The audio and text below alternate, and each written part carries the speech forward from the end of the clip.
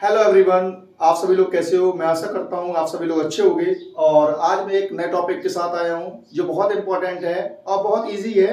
और आप एक बार देख लोगे तो आप पूरी तरीके से समझ जाओगे। और मैं आशा करता हूँ तो आप वीडियो पूरा देखिएगा तो आप बहुत अच्छा आपको इंग्लिश में और कुछ अच्छा मिल सके। तो देखते हैं, पॉइंट को चलते हैं। तो इसमें लिखा हुआ है सम इंपॉर्टेंट यूजेस। तो इसमें कुल मिलाकर 10 यूजेस लिखे हुए हैं जो आपके इंग्लिश को बहुत स्ट्रांग बनाएंगे। इसमें पहला यूज लिखा हुआ है इफ सो। इफ सो का मतलब होता है अगर ऐसा है तो। कभी कभी हम हिंदी बोल देते हैं कि अगर ऐसा है तो तुम क्यों नहीं गए हो, अगर ऐसा है तो तुमने एडमिशन क्यों नहीं लिया है। जब भी आपको ऐसा आता है तो आपको इस सेंटेंस की शुरुआत में इफ सो का यूज कर देना है। तो देखते हैं इसका पहला सेंटेंस लिखेंगे। अब हिंदी तो वैसे मैं बता चुका हूं तो आप इंग्लिश टू इंग्लिश देख लें। बाकी आपको मैं एक बार रिपीट कर दे रहा हूं। अगर ऐसा है तो आप कॉलेज क्यों नहीं गए हो। तो इस प्रकार से इसको हिंदी में समझ गए, बाकी इंग्लिश बना दे रहा हूं मैं। अगर ऐसा है तो, अगर ऐसा है तो के लिए लगाएंगे पहले इफ सो का यूज करेंगे और इसके बाद जो पूरा आपका सेंटेंस होगा उसको बना देंगे। इफ सो पर लगा देना है अगर ऐसा है तो इफ सो, और सीधे नॉर्मल सेंटेंस होता है वैसे बना देना है। अगर ऐसा है तो आप कॉलेज क्यों नहीं गए। If so why did you not go to college. तो आप इस प्रकार से ये सेंटेंस बना सकते हो। और देखें, अगर ऐसा है तो आपने किताब क्यों नहीं खरीदी। तो if so why did you not buy book. तो आपको, मैं आशा करता हूं आपको ये समझ में आ गया होगा। अब हम चलते हैं नेक्स्ट पॉइंट की ओर या नेक्स्ट सेंटेंस की ओर, जो ये भी बहुत इंपॉर्टेंट सब कुछ है। व्हेन। व्हेन का मतलब क्या होता है, एक व्हेन का यूज करते हैं एज अ इंटेरोगेटिव वर्ड, लेकिन हम यहाँ पर एक इसको एज अ कंजक्शन यूज करते हैं। तो हम यहाँ बात करें कि व्हेन का मतलब जब होता है। यहाँ पर जब आपको सीधे जब के अर्थ में आ जाए तो आपको व्हेन का यूज करना है।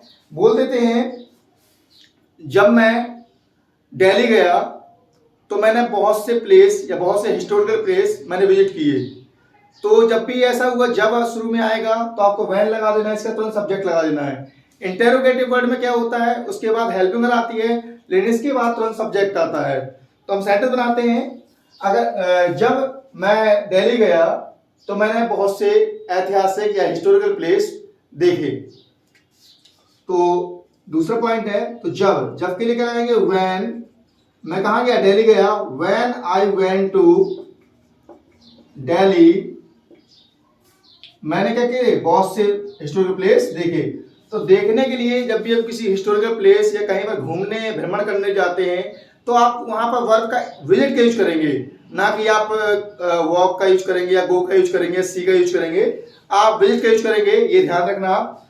तो when I went to Delhi I visited, second form है क्योंकि आपका ये पास्ट इंडेफिनिट में है। I visited many historical place.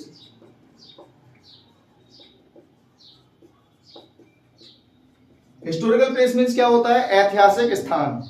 तो ये हो गए। अब आपका नेक्स्ट चलता है इवन इफ। इवन इफ का मतलब होता है, जैसा कि आप देख सकते हो, इवन इफ का मतलब क्या होता है, भले ही। तो भले ही के लिए क्या लगाएंगे, तो इसमें देखते हैं भले ही के लिए लगाएंगे, इसे बोल दिए भले ही के लिए इवन इफ का यूज करेंगे। भले ही तुम कॉलेज न जाओ, भले ही तुम कॉलेज न जाओ लेकिन मैं जाऊंगा।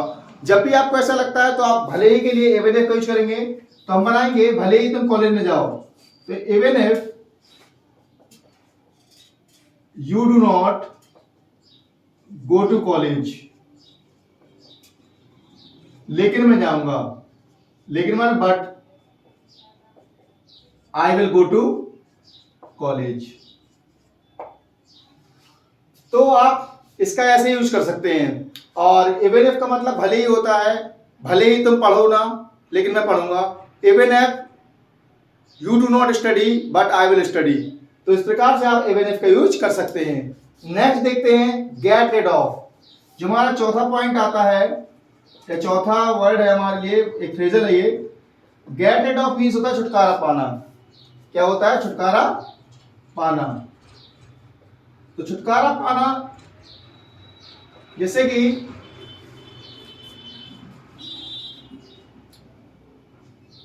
इन्हें बोल दिया तुम्हें जैसे कि तुम्हें दारू पीने से छुटकारा पाना चाहिए, दारू पीने से छुटकारा पाना चाहिए।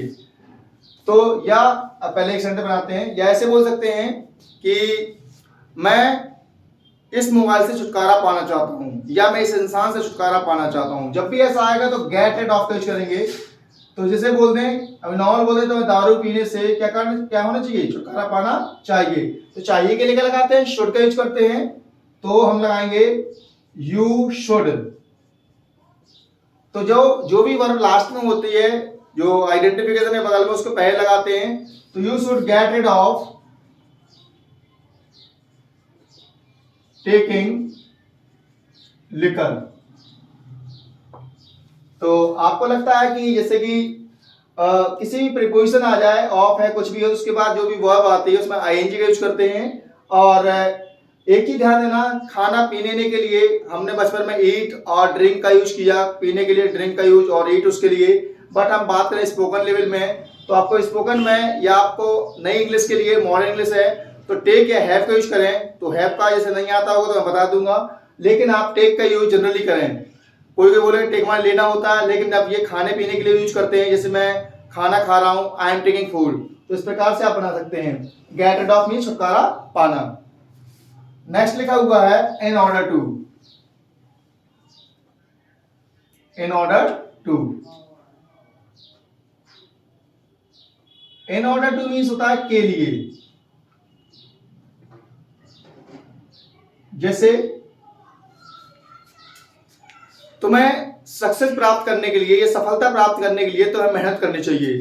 तो पहले जो काम होता है पहले से बनाते हैं, और के लिए वाला है ये भी एक फ्रेजल है, तो इसके बाद ये लास्ट में जाता है।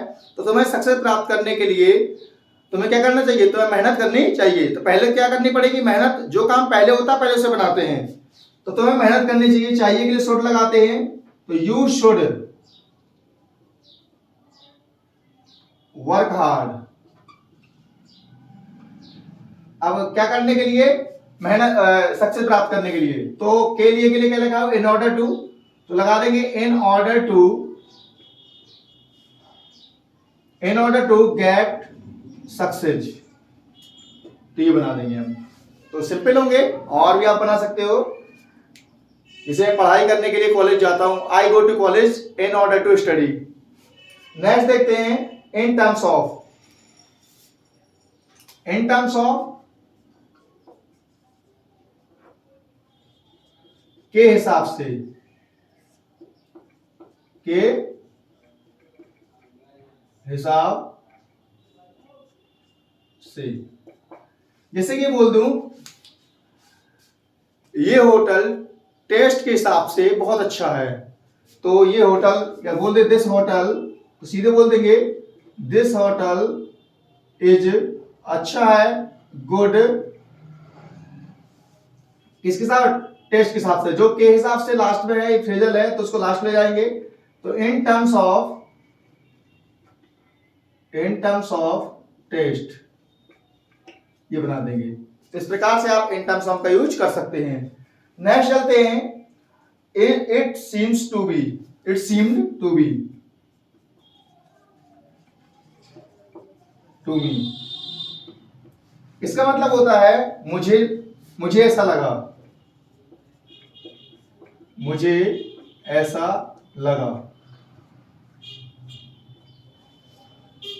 जब भी आपको ऐसा लगा, मुझे ऐसा लगा कि यार वह रोने लगेगी, मुझे ऐसा लगा कि वो चला जाएगा, जब भी ऐसा करते हैं इट सीम टू बी का टू मी का यूज करते हैं। तो बोलेंगे मुझे ऐसा लगा कि वो रोने वाली है। तो वाला वाली के लिए क्या लगाते हैं, वाली है, मतलब पास्ट की बात कर रहे हैं, रोने वाली थी। तो पास्ट में हम यूज करेंगे तो was verb plus about to का यूज करते हैं। और प्रेजेंट में इज आर एम के साथ इस रोने वाला है, is are am plus about to का यूज करते हैं। तो जैसे मुझे ऐसा लगा तो बोलेंगे इट सीम टू मी, वह रोने वाली थी, she was about to cry. इस प्रकार से ये बन जाएगा। नेक्स्ट देखते हैं व्हाट अबाउट या हाउ अबाउट। सॉरी, इट्स आत्मा, ओके। हाँ, what about and how about. बहुत सिंपल है, इसका क्या ख्याल है। जैसे बोलते हैं पार्टी के बारे में क्या ख्याल है, या घूमने के लिए क्या ख्याल है, या कुछ भी चीजें हो, क्या ख्याल है आ जाए तो आपको व्हाट अबाउट या हाउ अबाउट यूज कर देना है, बाकी जो है लास्ट में वो लगा देना है। जैसे मैंने बोल दिया पार्टी के बारे में क्या ख्याल है, व्हाट अबाउट पार्टी, सीधे बोल देंगे आप व्हाट अबाउट पार्टी। आपको और बोलना है पढ़ाई के बारे में क्या ख्याल है, व्हाट अबाउट स्टडी। और बाइक के बारे में क्या ख्याल है, व्हाट अबाउट बाइक। तो आपको जब भी ऐसा लगे या हाउ अबाउट लगा दो, कोई दिक्कत नहीं है। जैसे कि हाउ अबाउट के लिए हम ऐसे बोलते हैं कि सिनेमा के लिए या हॉल में जाने के लिए क्या ख्याल है, हाउ अबाउट सिनेमा। जब भी आपको ऐसा लगे तो आपको हाउ अबाउट या व्हाट अबाउट का यूज कर देना है। नेक्स्ट चलते हैं हम कैन नॉट हेल्प। और बीच में एक चीज और छूट गई होगी शायद, चलो छूट जाने दो, कोई दिक्कत नहीं है, हम देख लेंगे। वाई नॉट, वाई नॉट लिखा हुआ है, एक can not help. Okay, why not चलते हैं, नौवां है, नहीं छूटा है। वाई नॉट का मतलब होता है क्यों नहीं। जैसे आप पढ़ाई क्यों नहीं करते हो, जब भी ऐसा तुरंत आया था आपको वाई नॉट, इसके बाद वर्ब प्लस ऑब्जेक्ट यूज कर देते हैं। आप पढ़ाई क्यों नहीं करते हो, मतलब उसके अनुसार, एक सेंटेंस के अनुसार, एक टेंस के अनुसार, ऐसे पढ़ाई क्यों नहीं करते हो, तो आप पहले वाई नॉट का यूज कर देंगे। वाई नॉट स्टडी, सीधे बोल, पढ़ाई क्यों नहीं करते हो, ऐसे बोल देते हैं। जैसे कि और बोल दिया FIR क्यों नहीं लिखवाते हो, FIR क्यों नहीं लिखवाते हो, तो why not lodge FIR। Lodge FIR use करते हैं हम FIR लिखाने के लिए। तो फाइल करने के लिए, FIR करने के लिए लॉज FIR का यूज करते हैं, लॉज LODGE ये, तो ये इसका यूज करते हैं। तो आप वाई नॉट का ऐसे बोल सकते हैं। और देखें, जैसे कि बोल दें आप एक्सरसाइज क्यों नहीं करते हो, why not do the exercise या टेक एक्सरसाइज, इस प्रकार से बोल सकते हैं। लास्ट देखते हैं हम 10th number, can not help plus action plus ING। जैसे कभी कभी क्या होता है, कुछ वीडियो देख लेते हैं या कुछ कंडीशन ऐसी होती हैं हमारे घर में या फैमिली में, किसी को चोट भी लग जाती है तब हंसी आती है बहुत ज्यादा। जैसे कि कोई इंसान दोस्त है, जा रहा है, वो नाले में गिर जाए तो वहां पर हमें हंसी आती, तो दुख होता है कि साला बेचारा वो गिर गया, लेकिन हमें ये भी दुख हो, ये भी एक हंसी आती थोड़ी बहुत दोस्ती की उसमें। जब भी आप हंसी नहीं रोक पाते हो या कुछ नहीं कर पाते हो, आई कैन नॉट हेल्प, और इसके बाद जो भी एक्शन होगा वो लगा देंगे। जैसे मैं हंसी नहीं रोक पा रहा हूं तो आप बोल देंगे, तो इसका can not help plus action plus ING। Action मतलब वर्ब प्लस ऑब्जेक्ट। जैसे मैं हंसी नहीं रोक पा रहा हूं, मैं हंसी नहीं रोक पा रहा हूं, तो बोलेंगे I can not help laughing. और पास्ट में चला जाए, मैं रोक नहीं सका, तो I could not help laughing. तो इस प्रकार से ये आपके 10 यूजेस थे, और मैं आशा करता हूं आपको बहुत सिंपल लगे होंगे। हाँ देखो, आप ये मत सोचना कितना घना लिखा हुआ है, आप लाइन बाय लाइन देखोगे, आप एक स्टेप बाय स्टेप, तो आपको हर चीज समझ में आएंगी। एक बार रिवाइज की दे रहा हूं। इफ सो का मतलब होता है अगर ऐसा है तो, व्हेन का मतलब जब आपको शुरू में आया तो जब लगा देंगे, बाकी टेंस वेंस जैसे नहीं आते तो कोई बात नहीं है, एटलीस्ट वो भी सिखा दूंगा। लेकिन जो सिंपल है, ये चीजें थोड़ी एडवांस लेवल में आती हैं। और इवन इफ माने भले ही होता है, तो इस प्रकार जो भी लिखा हुआ आप देख सकते हैं। और आप ऐसी और इंग्लिश सीखने के लिए चैनल को सब्सक्राइब करें, कमेंट करें, लाइक करें और शेयर करें। Thanks for watching.